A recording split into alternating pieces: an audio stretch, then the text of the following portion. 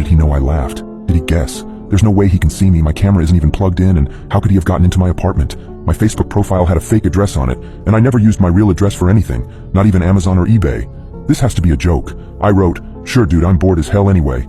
I was buying time to try and find out where this son of a gun was.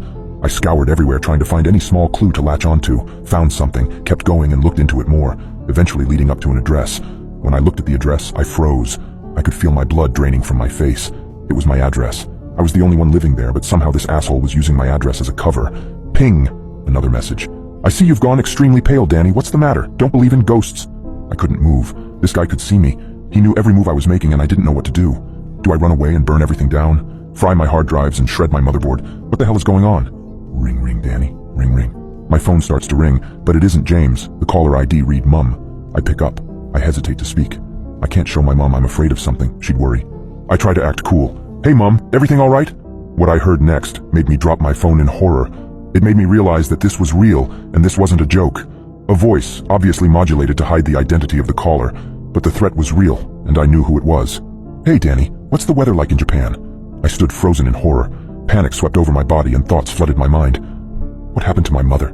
Is she okay? What is he doing with her phone? I knew I had to calm down. Something didn't seem right. I picked up the phone and looked at the caller ID. It just said Mum, no number. Flip. How could I be so stupid? He was just masking his caller ID. Must be to throw me off balance. I'll play along. There must be something I'm missing.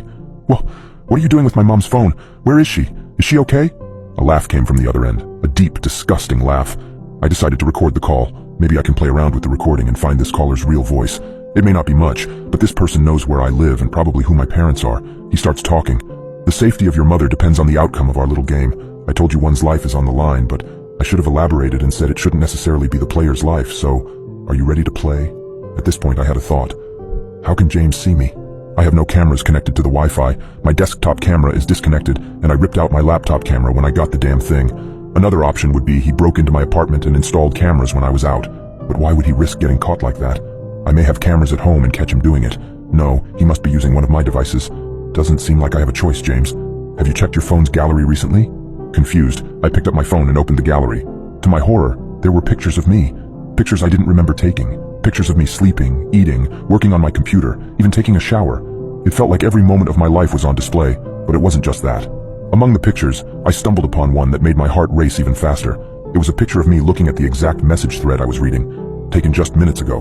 But what made my stomach drop was the reflection in the glass window behind me in the photo. Brock, with his signature malicious grin, holding my phone, taking the picture. He had been in my apartment, hiding, observing me, and now, orchestrating this entire thing. Another message on the computer screen flashed. "Miss me, Danny? Turns out you're not the only one with friends on the dark web. You took my life away from